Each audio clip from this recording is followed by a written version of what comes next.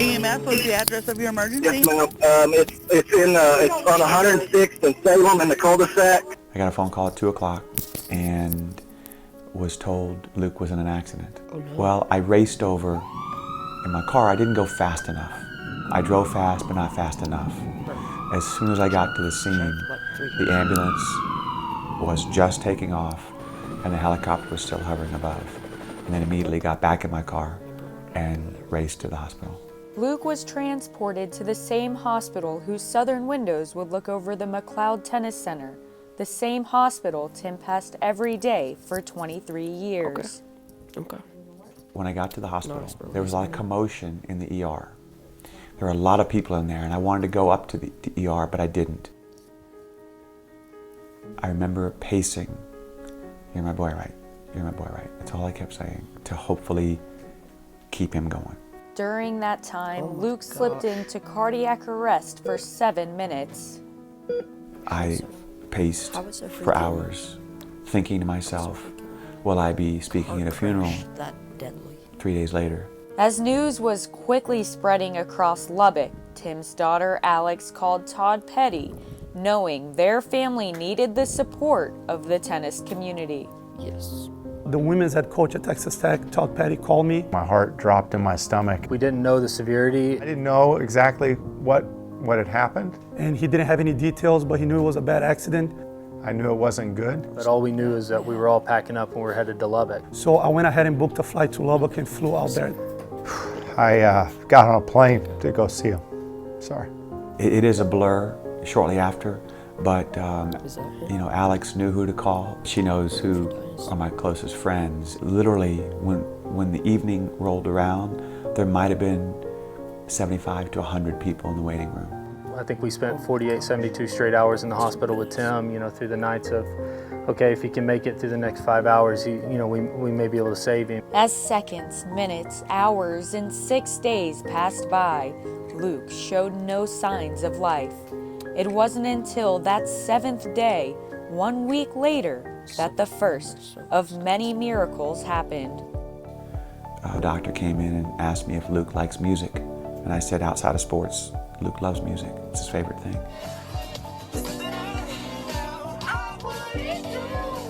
He said, well, I have a ukulele, you mind if I play it?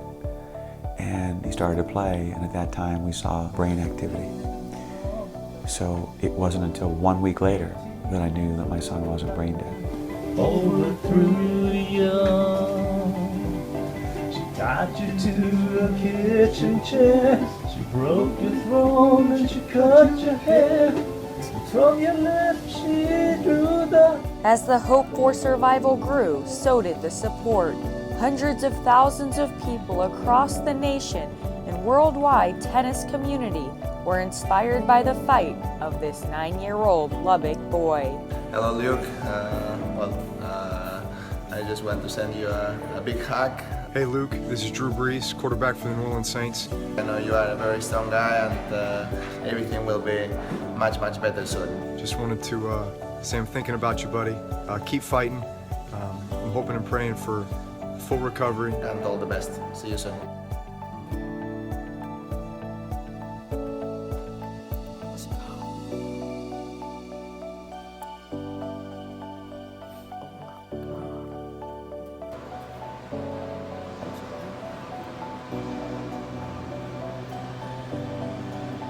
An amazing hospital with incredible nurses and doctors. But 5 days later, we had our first group meeting with therapists, nurses, and the neurologist. At the end of that meeting, he said, based on the MRI, Luke shouldn't use his limbs or use his voice. My wife and I just sat in the room crying as everybody left, thinking this can't be. For the first 2 months, it was. Luke did not move on his own, and he did not use his voice. His time at Cook Children's was dwindling down as the doctors saw little improvement. It was very tough to see somebody so alive and passionate about everything, especially his kids.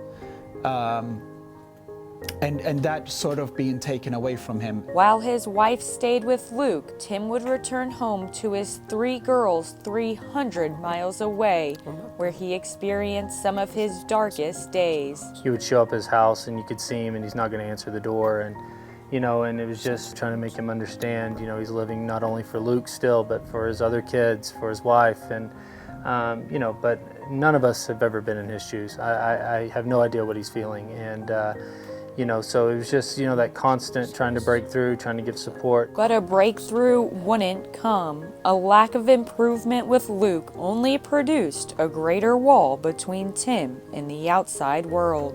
I couldn't live. I couldn't answer the phone or the door. I withdrew because a big part of me has died. But Luke was still fighting.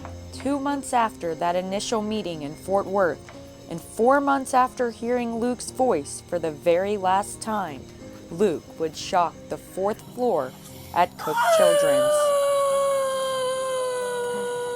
Is he alive? Wow. People came running over into our room. Nurses, doctors couldn't believe he had made some sounds. And from that point to the day we left on January 6th, he was able to use his voice. The trach came out, and we had hope. Luke continued to find his voice and make several sounds throughout his stay. One of the best noises he would make 2 weeks later was broken up 3 times.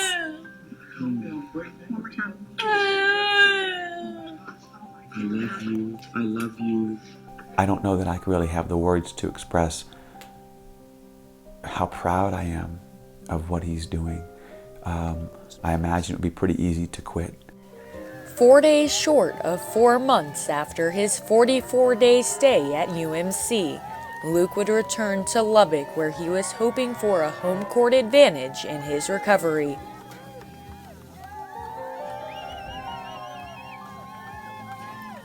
His toughness, his fight, I think he's only getting started. Luke began intensive occupational, speech, and physical therapy after arriving back in Lubbock. Talk to us later. Come on, Luke. Push. Come on, there you go. There you go. Good job, Luke. There you go, Luke. There you go. Good job. And as Luke took baby steps towards his recovery, the rest of his family did the same. He's not the same Tim, but he's definitely closer than he was. I feel like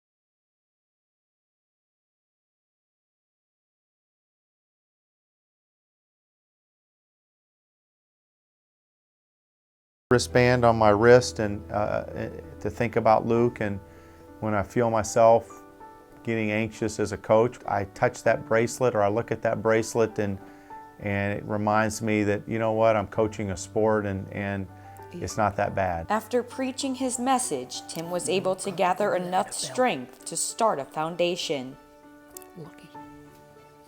A friend of mine called me and said, "You're drowning. I can sense that you're not doing well. You need to consider doing a foundation."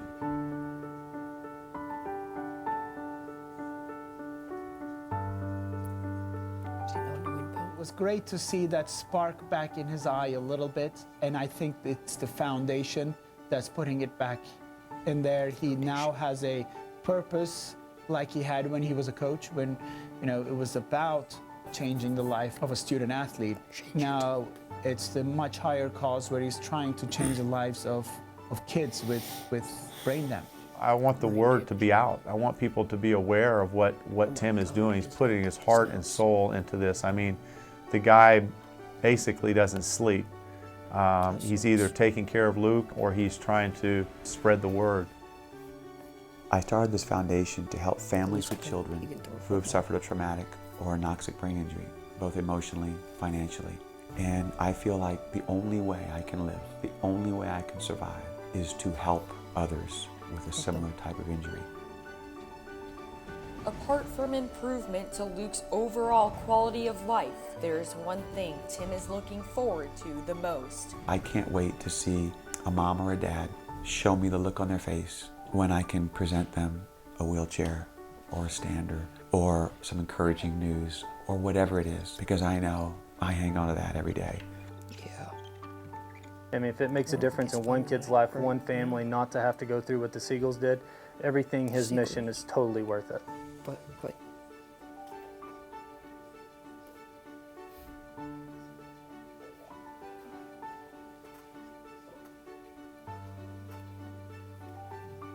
Alright boys, today's practice we're going to think about Luke, keeping in our mind, and let's work hard today. Luke on 3, ready? 1, 2, 3, Luke!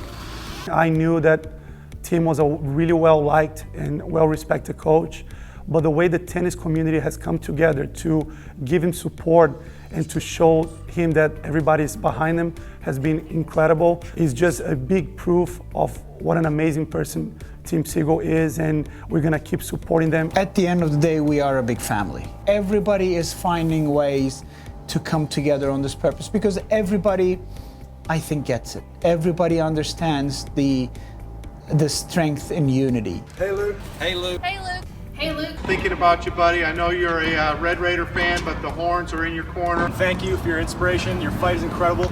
We are thinking about you. Luke, we're praying for you. Hope you get well soon. We support Team Luke. We're cheering you on from Tuscaloosa, Alabama. We wear our bands every day. We're inspired by all of your strength and your resilience. You were in our thoughts and our prayers. We're all thinking about you and hope you get better soon. We just wanted to tell you, keep on fighting in your recovery. To the Seagull family, you'll always be in our thoughts and prayers. We're celebrating all of Luke's little victories every day here on the hilltop. Keep fighting and inspiring others. We're behind you. Roll, Luke, roll! 1, 2, 3, Luke! 1,